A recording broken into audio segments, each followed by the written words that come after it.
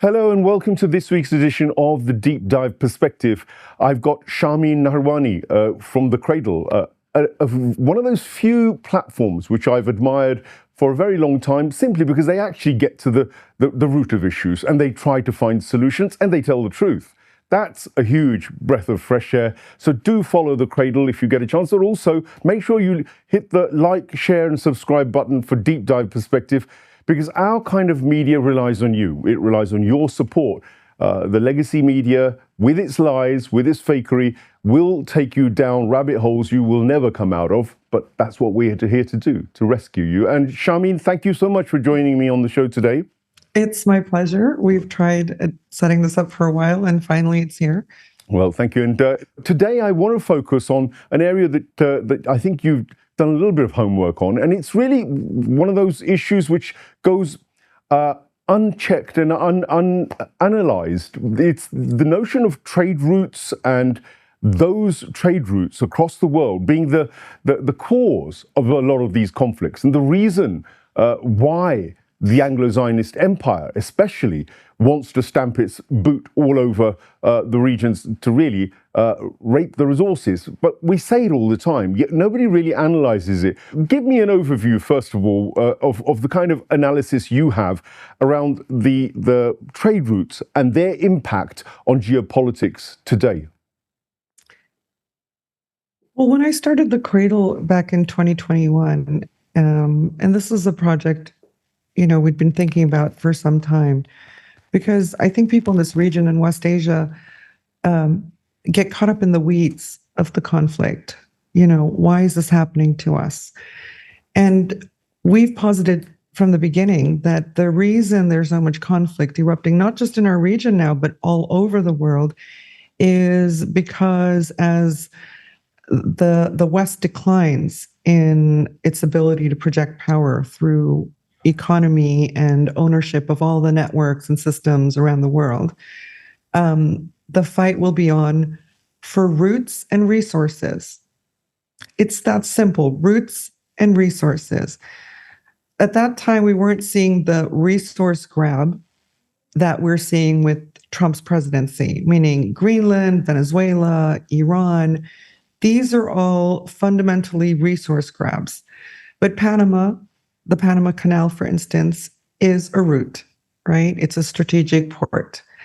And we're now seeing the competition heat up in the routes area, as well as the resource area. So the two have come front and center. It's really ultimately foundationally what the Cradle was set up to bring to light.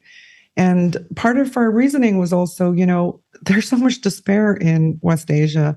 And if people could see the big picture, they'd be able to see that it's increasingly moving in our favor because specifically of the rise of a multinodal world. China, Russia, India, South Africa, meaning the BRICS, the acceleration of the SCO, the Shanghai Cooperation Organization, which was set up to take on, counterterrorism and separatism activities in the Eurasian space, and has delved deep into geoeconomics as well.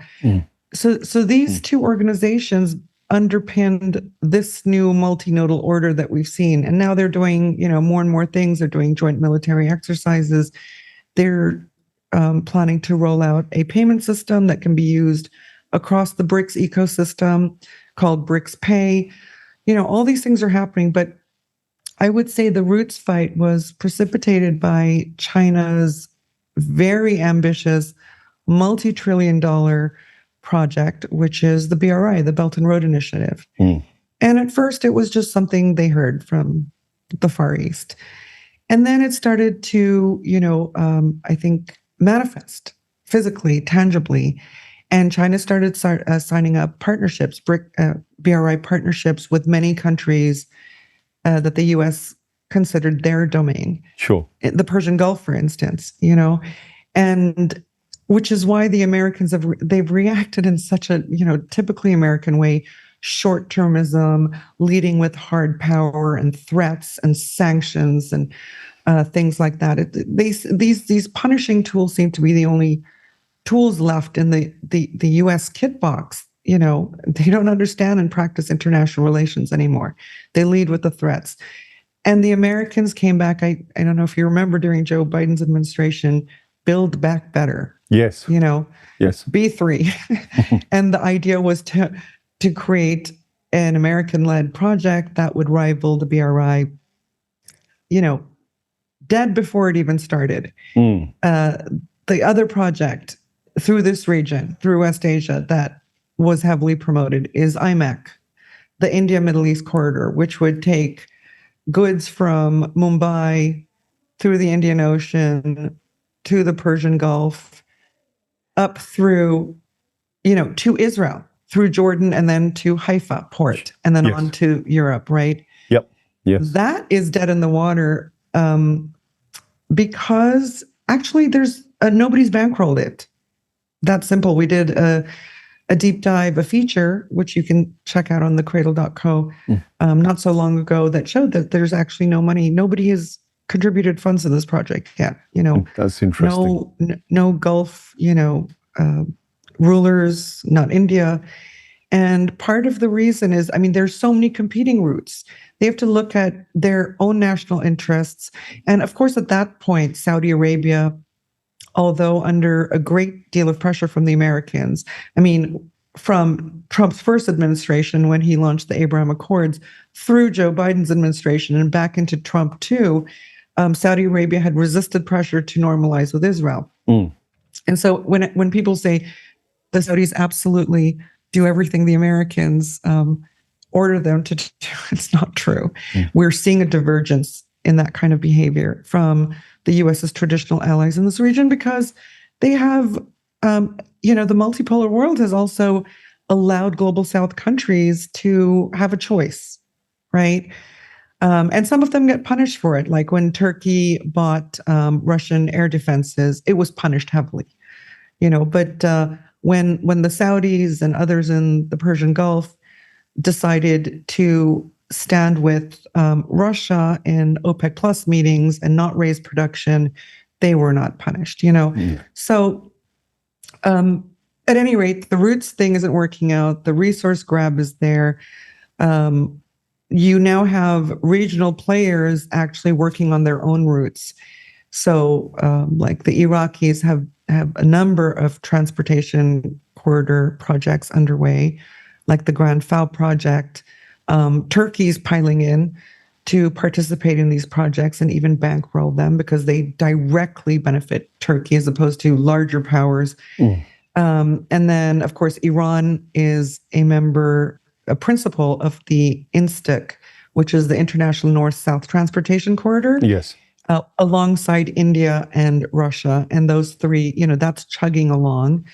I think there's a little route between Iran and Azerbaijan that's not been finished yet, but by and large, goods are being received, you know, are being sent and being received on the other end. Sure. And so, you know, it's not just BRI, but BRI has spawned a bunch of projects because ultimately the Chinese were not going to bankroll every secondary and tertiary routes, you know, within Central Asia, within West Asia, within Southeast Asia. These are things that sovereign local players must initiate themselves. But it's all beneficial. I mean, the International North-South Transportation Corridor with the Russians and Iranians and Indians, who, you know, are at odds with the Chinese a bit, is seen as complementary to BRICS. I mean, sorry, the BRI. Sure. In the East, we always talk about this now, and it's one way to sort of characterize the two blocs that have emerged. In the East, people look for solutions that are win-win. Nobody loses face. Everybody gains something. Whereas in the West, the idea is we have to win, and therefore someone must lose it all. Right. You know, it's win-win on our side, zero sum on theirs. And which philosophy, economically, politically, diplomatically, do you think is going to survive well into the 21st century? It's clear. Well, that's been a fascinating overview, and you've really connected a lot of dots there. And I'm going to try to go back to some of those to kind of get more depth and hopefully clarify things for those who haven't really looked at this or understand this. But you talked about so many areas, and if we start talking about trade routes, I think we probably need a whole series. But in reality, I'm going to focus on that Central Asian region because that's, I guess, where the bulk of the energy resources come through. And I'll start with the one that is most inflammatory at the moment, the Hormuz. So Iran is being pushed right to the limit by the Americans. And it is that waterway, that Strait of Hormuz, which is, I think its access is around 20% of the world's energy, 20 to 25% of the world's energy needs through that strait. And then, of course, there's the Bab-el-Mandeb, which has been the other route which has been in the crosshairs of the same protagonists, Israel, the Zionists, the Anglo-Zionist empire. And that they, in a way, tell us just how important routes are and how resources are vital. Because if Iran was to shut down the Hormuz, we all know that that would send the global economy spiraling into some sort of like super inflationary, downtrend, as if it isn't bad enough already. You could have a huge knock-on effect in terms of prices, in terms of like supply chains here in the West even, and yet you've got most of the Western public and most of the European governments, etc., merrily beating the drums of war, seriously undermining that potential trade route. They already done it with Russia. I mean, the war in Russia strikes me as being suicide for Europe, and it's proving to be so already. Yet the leaders are not acting in the economic interests, it seems, of their public. They seem to be sometimes acting in the interests of something else. I can't work it out 100%, but it's all to do with resources and routes. So this Central Asian area, I mean, we'll go on to the North-South corridor, which you talked about, is very important. And of course, there was this whole notion of getting hold of Syria so that they could get pipelines from Qatar, I think, going through Israel and making Israel, in a way, the hub of a lot of trade across Central Asia. That would fit in with the Pax Judaica theory, which is being pushed around a lot these days, that actually the Americans want to kind of withdraw from this territory and leave Israel as a primary power to actually deal with this. And that would mean them dealing with the trade routes. And, there was even that sort of, that really crude thought of the Ben Gurion Canal, to rival the Suez, which is another route, and the reason why Gaza might have been annihilated, yet another reason why it's been genocided. But that, I'm just putting in my two bobs worth in, but please pick up on anything from there. But this Central Asian trade routing seems to me to be the most dangerous one for global economics. I mean, so you referenced the Strait of Hormuz and the Bab-el-Mandeb. If you look at them on a map, and I hope you'll put a map on here, the Strait of Hormuz, I mean, Iran is the Persian Gulf state that has the longest contiguous border with the Persian Gulf. Right. And then if you look at the Bab-el-Mandeb, the entrance to the Bab-el-Mandeb is almost entirely the territory of Yemen. And across that, in the Indian Ocean, is Somaliland. So here, your viewers will suddenly perhaps understand why Somaliland has been recognized by Israel, why the UAE has ports and bases in Somaliland, why the President of the United States is suddenly talking about Somaliland. By the way, he was talking about recognizing Somaliland before he became president, and nobody paid attention to it. They didn't even know what that was. The Cradle wrote a deep dive on why he was looking at Somaliland and why this benefited his alliance in the region, the Israelis in particular. So if you look at why the US administration is going so hard for Yemen and the Israelis and their Western allies at Yemen, and why they're going so hard on Iran, again, it's roots.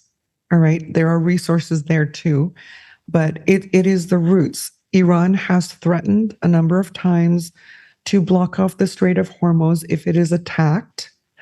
by the United States or anyone else for that matter. Even during the June War, they actually voted on making this an option, meaning I think Iranian parliament voted on making this an option.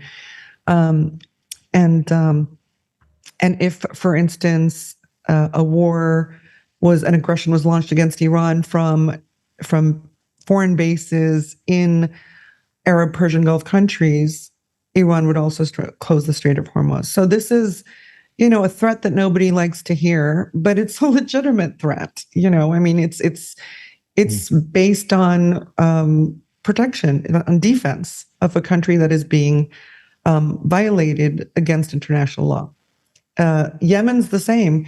The Yemenis used those waterways and the el-Mandeb, to prevent trade, I think, cargo ships and oil tankers from reaching the Israelis during Israel's genocide of Gaza. I mean, that's still ongoing.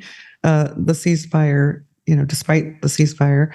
So they needed, the Israelis and the Americans even more want to loosen the stranglehold that the Iranians and the Yemenis have over these two vital waterways. So yeah, everything becomes obvious when you look at a map. Right. The Cradle excels at putting out maps. One of the things we did from day one is we're going to map everything because a visual is worth 1,000 words. As we get into perhaps a discussion, if you allow it, on the new Saudi-UAE rivalry, yes, and why it spilled out into the open, we made a map to explain this, and the map will explain something that we couldn't write in three series essays. You're right, because the UAE has been on a mission. Whoever's instructing it or whoever their partners are in this seem pretty obvious to me, the Israelis and the Anglo-Zionist empire, but they've been buying up ports, all along Ethiopia. I think they've across even the Socotra island of Yemen, and even up as far as Egypt, there has been this kind of attempt to purchase these kinds of ports. Sudan, of course, the genocide in Sudan, which was just recently happening, can also be connected to this because, that again is in that whole that Red Sea Strait, where the waterways are crucial, of course, to Israel and to the Americans and to general trade. So much goes through the Suez Canal via the Red Sea. So I'm totally getting the importance and the scale of this issue, and the fact that people don't know about it is really pretty shocking, and it's pretty dangerous because you don't know why these wars are going on. But it's not just this region. Maritime power and control by the British Empire, for instance, or the colonialists generally, was the basis of their power for centuries. Trade, the East India Company, arguably the first transnational company, basing its entire transglobal business around maritime British naval power. So their collaboration with the Crown, the British Crown, and of course the East India Company, is arguably a model which now works for transnational corporations, the likes of Larry Fink and all these other major transnational corporate globalists, if you like, and their role within all this can't be discounted. We will come on to that, but I'd like to stay focused on what you're talking about in terms of the fragmentation of geopolitical alliances, which we'd all assumed were watertight. Saudi Arabia and the UAE have been at loggerheads in Yemen physically. They've been, bombing each other basically, and UAE has normally backed off. But that also adds to the Saudis' concerns about Somaliland. It seems that somewhere along the line, the penny's dropping that Israel might form a threat for Saudi Arabia. Am I right in thinking that? Yeah, and this is really where we would benefit from the Cradle map being shown. The Saudi-Emirati conflict has been brewing since maybe around the second year of the Saudi-Emirati-led war on Yemen, when it became clear that the UAE had other plans. They tended to focus their military efforts on the south of Yemen. And it's precisely, it's the ports, gaining access to these ports and the major waterway corridor leading up to the Bab el-Mandeb. Okay, so a division of labor, let's say. But the UAE was also pushing a secessionist agenda with the South, redividing Yemen, not that long after Yemen had become whole again. Yes. The tensions between Saudi Crown Prince Mohammed bin Salman, who had been viewed as a protege of now Emirati President Mohammed bin Zayed, had been brewing for some time. There are threats behind the scenes, even death threats and threats of, destroying the other that have taken place and have leaked, here and there throughout the regional press. Mohammed bin Salman famously met with some Saudi reporters some years ago, during the heated phase of the Yemen war, and saying that I'm going to do what I did to the UAE to Qatar will be nothing compared to what I will do to the UAE. So this stuff has been, but they do the brotherly act in public, right? Yes. And when this particular standoff came to the fore, I wasn't so sure that they could contain it behind closed doors anymore. I see. And this map is the reason why. So if you look at the UAE has no way to Europe except through waterways. It has no land corridor where it could get to Jordan or Israel or Syria, right? It has no land corridor. Sure. And the Saudis do.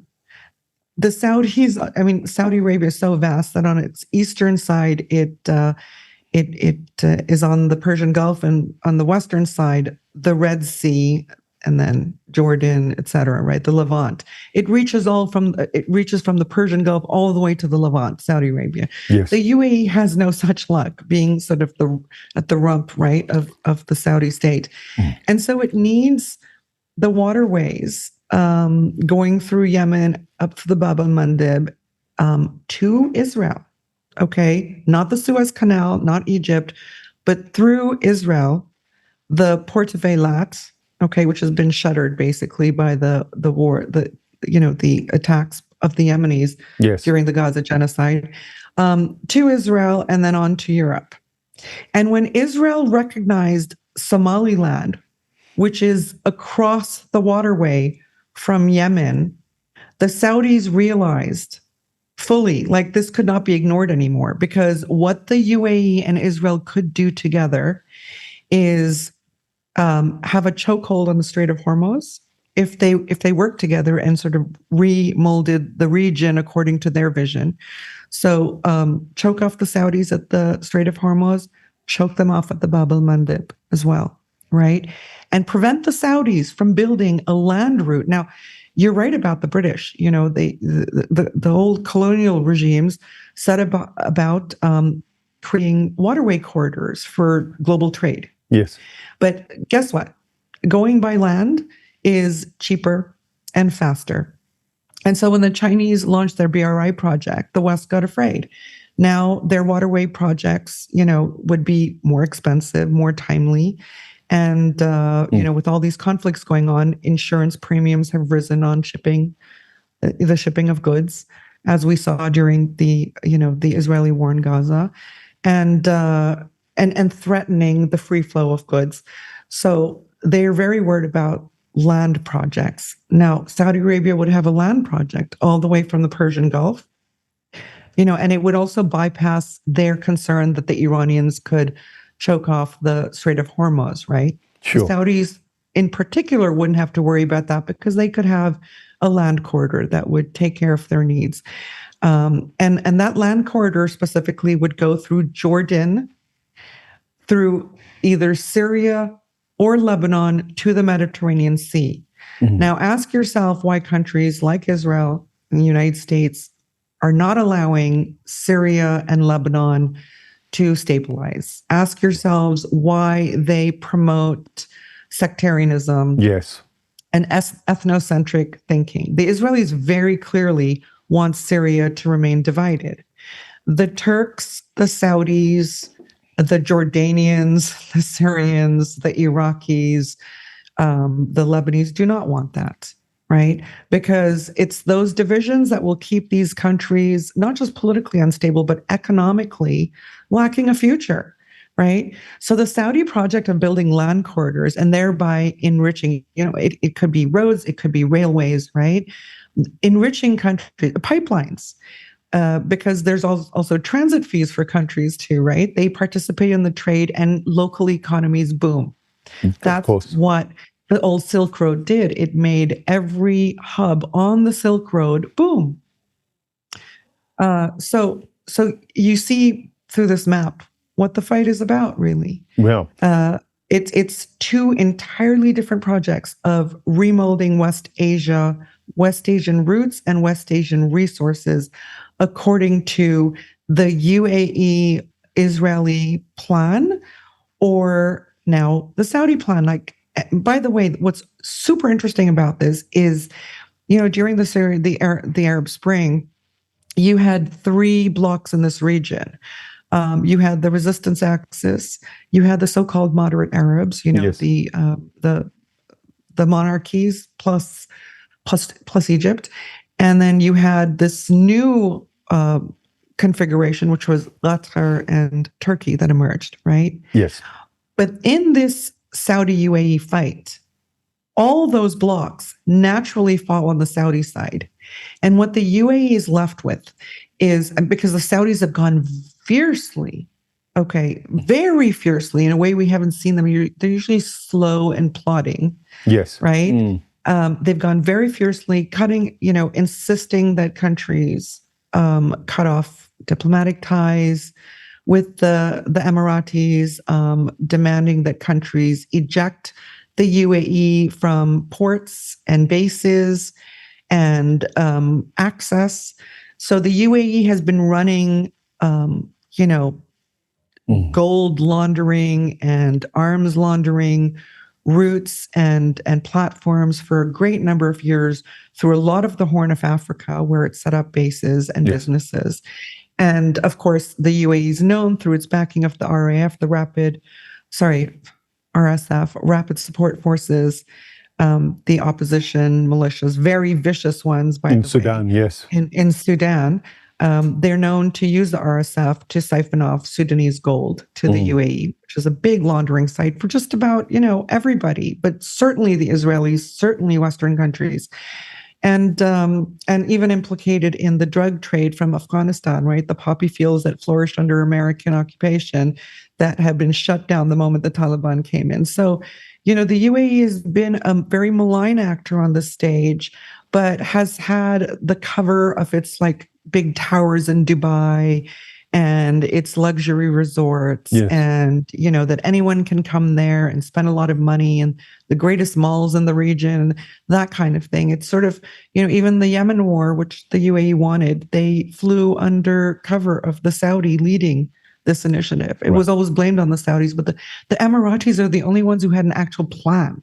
The Saudis just wanted to defeat Ansarullah, right? But the UAE had a plan, divide, right? And this is the thing, the UAE-Israeli plan in the region now is to keep many countries destabilized, weak, and economically backward, all right? Where the Saudis, I think, unwittingly even have fallen onto the side that can create win-wins in this region, that can create, the fact that we're talking about Saudi Arabia maybe being, the bulwark of future stability and sovereignty in this region is funny to me. But as you know, Mohsen, this is how the region is. Just when you think you can, assess a situation, analyze an outcome, something changes. But this configuration has really changed the political values of many actors in this region. And we have new entrants and those exiting every day, like Ethiopia, for instance, is ramping up in its cooperation with the UAE and Israel. Sure. And against Sudan. So, we're still waiting for the fallout. And of course, the American media has started lashing out at the Saudis and MBS very quietly now, still just here and there. But the really top publications, the top political publications are starting to go after the Saudis. And people in this region are actually wondering who's going to get killed first, Mohammed bin Salman or Mohammed bin Zayed. Right. One side kills. Right. And that's what they do when someone stands in their way. They're talking about, I was just talking to someone in security in the Levant yesterday, and he was saying, we're hearing, again, this is allegations, right? We're rumors. We're hearing about Mohammed bin Salman's brother, I think his name's Khalid bin Salman, yes, now being potentially looked at. He's a quieter figure than Mohammed bin Salman, who's been so, chest thumping from the start. Yes. And very outspoken in a different way, because the Saudis typically aren't like that. They're very cautious on foreign policy.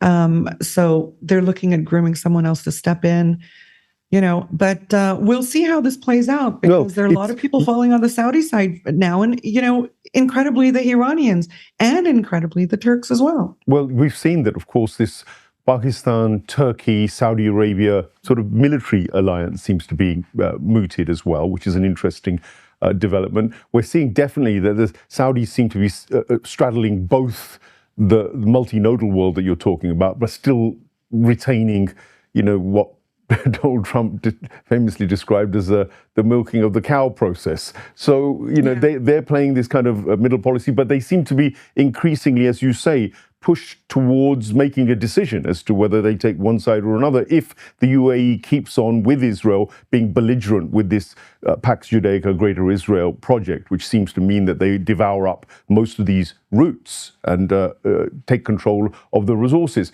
I can see the Saudis being uncomfortable, but as you say, you can expect regime change, or you can expect all sorts of disruptions and balkanization of Saudi Arabia as well, if it comes to a real standoff. Now, what I want to bring in, of course, the biggest player in terms of routes has been, I guess, China. Russia, yes, but China even more so. China, as a policy, saw that the maritime routes were largely dominated by the West, by the Anglo-Zionist empire, and played this Belt and Road Initiative card to, I think, circumvent that necessity to confront on maritime routes, because the Americans are very good at occupying territories where they take control of those kinds of ports. Pakistan is one example. Even though China had the CPEC route coming all the way from the Karakoram down into the Gwadar port, as yet nothing's been actually able to happen with Gwadar, because very likely the US is sitting there threatening the Pakistani establishment in the background to say, if you go all the way with it and jump in bed too much with the Chinese, then there will be basically balkanization of Pakistan as well. That's another factor. Of course, they're a nuclear power, which is another reason why they probably would want to do that. But this is all making things very, very unstable. You cannot predict which way things will go, because it depends on the belligerence of the likes of Trump and as I said, the transnational corporations where their interests lie. They seem to have their fingers in all pies. Larry Fink, who I mentioned earlier, the head of BlackRock and his asset management outfit, one example of the big money power, money mafia. They are, I think 70% of their investments are in China. So I'm going to come back to China, because when America or the Israelis or generally the Anglo-Zionist empire goes to the next stage of being violent and trying to bully nations into complying with their idea of what routes should be and how resources should be allocated and distributed, they usually go in gung-ho, either using ISIS or Al-Jundala, these terrorist proxies that they've nurtured, Al-Jundala, Jaish al-Islam, HTS, the list goes on endlessly, Africa, the Shabab, or whatever else you want to list on that list, there's many of them. Now, that's their tactic for bullying sovereign nations into compliance. That's one tactic. The other one is, of course, sanctions, sanctions terrorism. And in return, when say, the interests of, for instance, China are threatened, for instance, they invest millions, maybe billions in some of these territories, but certainly Iran and Iraq have deals in terms of building infrastructure, railways, etc. And when China invests in this heavy way, you'd have expected it to really push back. If Americans try to move in to try to take over those territories where they're trying to make these networks, do this business, which ultimately threatens their industrial production and their rise. But you never see that. China doesn't have that kind of strategy of militarily or otherwise coming in, either supporting those sovereign nations which are being attacked, or coming in itself, because it doesn't have a sort of imperialist tendency outside of the Chinese territory. Tell me what you think about China's strategy going forward. Do you think they will become more lively in the way they resist Anglo-Zionist imperialist efforts to destroy the Belt Road Initiative, for instance, or to push China out of these kind of trade routes? Why didn't the Russians use their Oreshniks right away in the war? We're in year 4 of the war in Ukraine. Why doesn't China stop the U.S. aggressions? Why didn't Iran finish the job in June 2025? The thing is, we're kind of groomed in Western media speed. Yes. Right. We're kind of groomed by Western capitals announcing things every day and being kinetic nonstop. And we forget, even though our roots are from the East, yes, we forget the civilizational thinking that has kept countries like Iran, Russia, and China there forever. Right.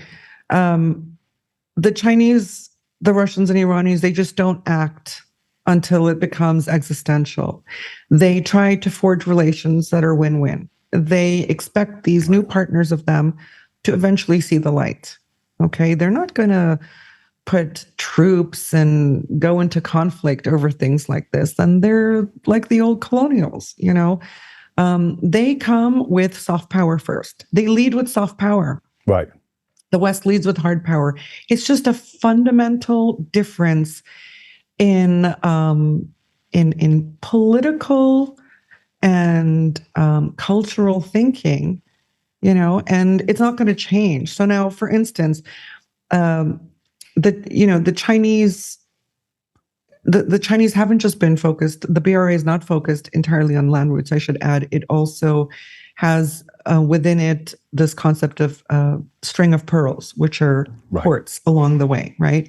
But these are ports that are established not through military dominance, but through economic deals with countries, respecting the sovereignty of states, all right? And China's relationship with Pakistan was also based on that. CPEC is a project that's not going to go away because Pakistan fundamentally needs it. I cannot address the Pakistani politicians who are bought off by the Americans, all right, who undermine the interests of their own country for a quick reward, because ultimately it is, in the air fights between Pakistan and India last year, it was a huge win for Pakistan. It doesn't matter the actual reality. Globally, that felt like a win for Pakistan. Yes. Based on their, not just Chinese jets, fighter jets, and support, military support, but also Pakistan is developing these fighters with the Chinese. They're, it's not like the Americans. They just sell you an F something, an F-35, an F-16. You don't get to know anything about how these things are constructed. That's not how the Chinese and the Russians and the Iranians work. They share the technology. They create long-term local partners based on win-win common interests. And so the Chinese, the Russians, and the Iranians, by the way, have long advocated, and all three countries have actually put forth proposals for collective Persian Gulf security. Like, you never hear about this. All three countries have put forth proposals on collective Persian Gulf security. I see. Which means that only littoral nations of the Persian Gulf, those who, border the Persian Gulf, should be participating in the collective security of that waterway, which means no foreign bases are necessarily do it. You know, the Americans were once complaining, I think Trump was actually leading the charge.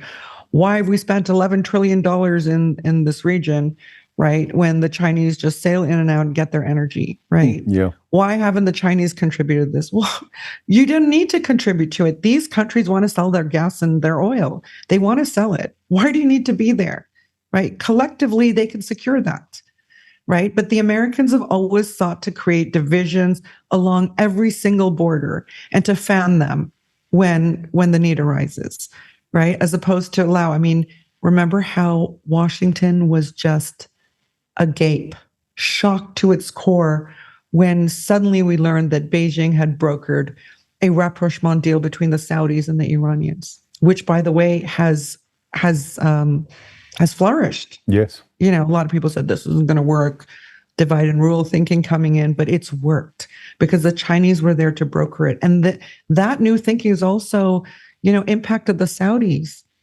Well, why can't we have it this way? Why can't we do things that make sense? Why do we have to take marching orders from the Americans? And so, like I said, I think you are going to have increasingly global South countries that have been in the US sphere of influence, more and more mesmerized by, wow, we can have security and we can have economy and we can retain political clout by you know, working in a win-win way. Well, to expand that a little further, Sharmine, I will just touch on Greenland and other waterways and routes and that you mentioned earlier. But I want to conclude this little segment probably on the notion of this Central Asian region, largely Muslim, with a common culture, by and large, common religion overall as well. Yet it's one of the most divided regions of the world. Obviously, sectarianism, ethnic strife, these are all part of the psyops and the soft power which the West exercises in the region to divide and rule, as you mentioned, the same policy that the British Empire had across all these regions for many, many centuries before. So we know that playbook. The obvious pushback to this is that Central Asian region should create some sort of economic bloc. Logically, they have borders. You trade naturally the most with your neighbors. That's just a fact.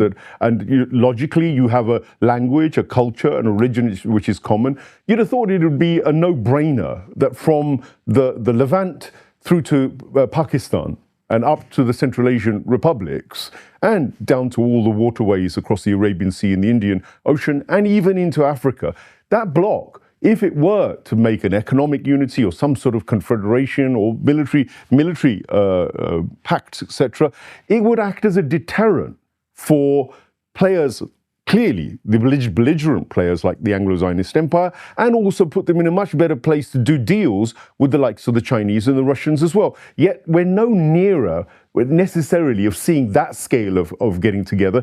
But you're pointing to this kind of the green shoots of possibility with the likes of the Saudis and the Iranians thawing some of that tension that's been there for years and looking at this new kind of multinodal possibility and looking at the region becoming more autonomous. I find hope in that, even though we're in the midst of a potential world war triggered by Israel. But the spoiler in all this is that Israel is the agent sitting in West Asia to ensure that the poison of division, the poison of fragmentation and the leakage of resources through these routes makes its way to the Western capitals, particularly Washington, and the coffers of the transnational elitists who hide their money in the Cayman Islands or in the city of London or wherever else they stuff it in. But this seems to me a no-brainer as a direction for the Muslim world, if I can put it that way, or certainly that world, the Central Asian world. Do you think there's any likelihood of any push that way, or is it just a complete no-no given the amount of soft power and other influence that the Zio-Western imperialists have in that region still? Well, the West has spent decades now infiltrating the global South at the highest levels, from their scholarship programs to get the best and brightest from these countries, into the United States, into London, into Paris. And have them sort of, participate in their groupthink, and then send them back to become heads of state, heads of corporations, heads of resource associations, brokers, businessmen.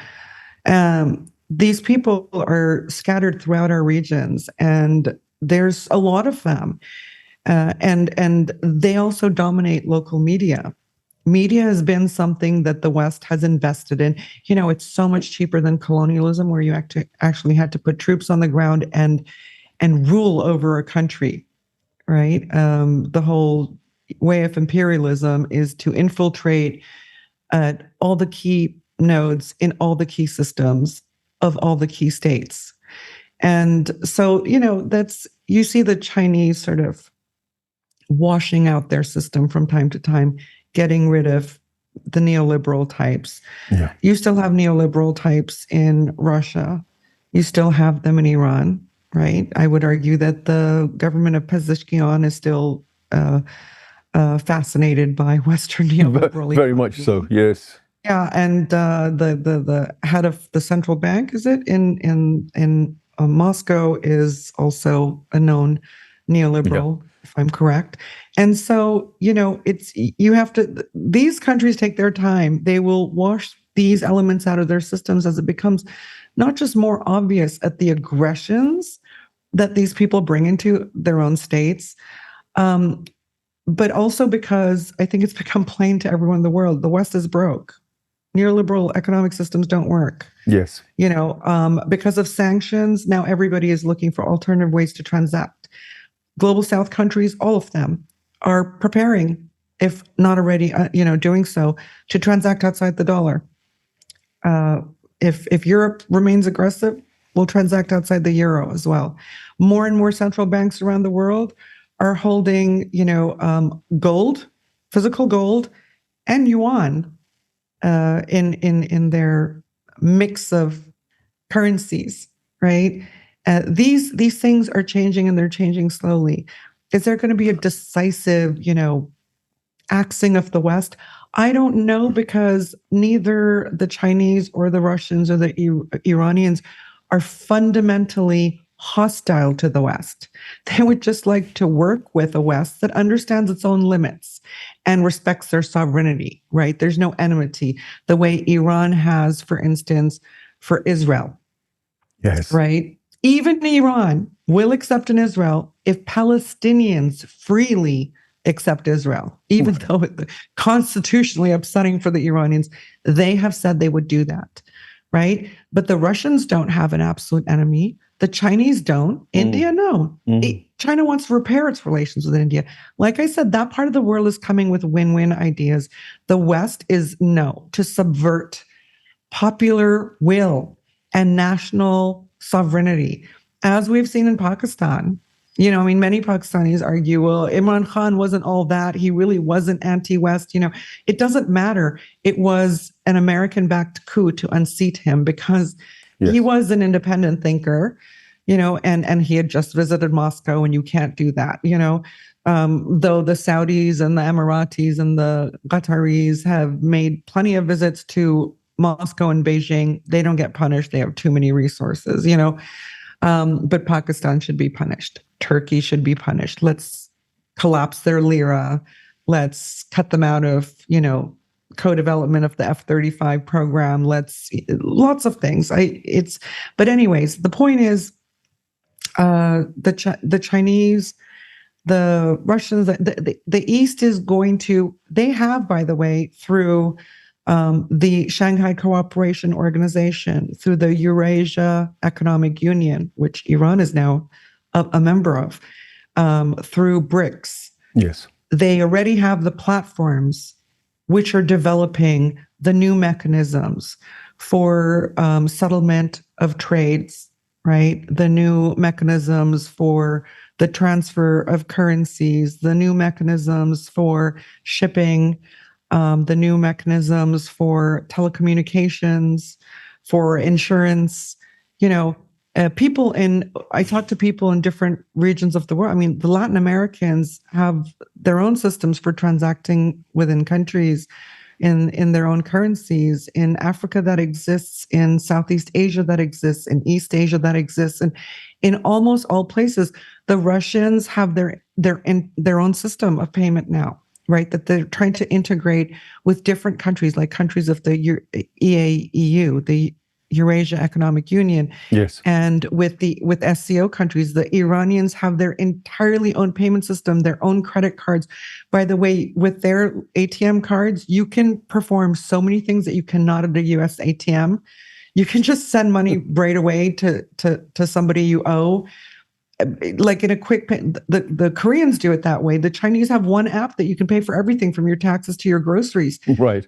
So I mean, we're not only, it's people talked about how much, this is like 15, 20 years ago, how much the global South was having to skip over, infrastructure like telecommunications, physical infrastructure. They just skipped over a lot of that and went straight to mobile, right? Cellular infrastructure. The Americans are still bogged down in their own systems, right? Their old systems, rather. And the new players, the rising multinodal world, are creating things that are next generation, so far ahead, and unifying platforms. That's where everything's going. Yeah. So I would Central Asia, West Asia, all these things are coming to these countries, but don't forget how heavily infiltrated they are. And don't forget the Americans lead with aggression, and you're going to see coup attempts aplenty. You're seeing them in former French-dominated countries in the Sahel, trying to assassinate leaders and try to, push through coup d'etats. You are going to see more and more aggressive, kinetic movements by the West, and you will be frustrated by not seeing the response from the East. But the response is there, and it's building in such a way that you will not need the dollar, and you will not need Western, you will not need SWIFT, you will not need Western networks, global networks anymore. Fascinating. Even the Germans have talked about having a closed internet system. Remember when the leaks came out, the Ed Snowden leaks? Yes. About how the American national security apparatus was listening on to the leaders, the calls, the private communications of the leaders of European countries. Yep, so this thinking is well beyond the East. It is in Europe too. And Europe is, beggared now. Europe was fine when it controlled the systems, right? But Europe just has systems. It doesn't have resources. It needs the East. It needs the global South. It needs Asia and it needs Africa for resources. But they don't have the money anymore to actually go into these countries and do it by force. They don't have the leverage anymore to just do it by threats either. Only the Americans retain that, and their credibility is spiraling downward very, very fast alongside the Israelis. I mean, Trump has been a blessing and Netanyahu has been a blessing in disguise in many ways. They have created the absolute isolation of the unipolar world on the popular level globally, and even within their countries. Well, Sharmine, thank you so much. You've given us an absolutely fascinating and unique counter-political narrative, because as you said, if you were to listen to Zaya Western media and Hasbara, none of what you've said comes to light and it all gets buried. But it is rather a hopeful message. Usually we have a lot of doom and gloom on the show, but I'm glad to hear that this strategic patience, which is often used by the Iranian establishment, I'd apply it to the Chinese and the Russians and this struggle for the roots and the resources of the people. I call it the theft of the commons, which has taken place for so many years by the imperialist forces, largely based in the West, is something that needs to stop. It's not in the interest of the people in the West. It's certainly not in the interest of the people in the East or the global South. So to hear that there's a steady and gradual process of a kind of awakening and an alternative is really the best kind of news that one could possibly hear for those who understand geopolitics and geoeconomics and understand that actually at the heart of everything is usually the money trail. And if you follow the money, you'll ultimately, of course, come to these trade routes and look at the transnational corporations and look at what's going on in the world of resources, etc. And if you follow that, you'll usually find out why the political games or the military games that are going on are actually being taken away. And Sharmine, you've given us a fascinating overview. We'll probably be able to go back at some stage and deal with individual issues. We didn't cover the Western Hemisphere so much and Greenland, but that's also to do with trade routes, because the ice is breaking apparently up in Greenland, and the routes that are opening is why the Americans want to partly dominate it, as well as, of course, the minerals and the other discoveries they want to do for resources. So everywhere you look, it is resources and routes which seem to be at the root of most of the geopolitical maneuverings. Thank you for educating us on that. And we look forward to you joining us again at some stage in the future. And we wish you all well at the Cradle. Do check out the Cradle, because you really want to know about West Asian politics in particular. I think it's one of the best places to go and get some real in-depth research done, not just the superficial stuff we keep hearing on social media. And do like, share, subscribe to Deep Dive Perspective, and join us again for the next show when we publish it. Thank you.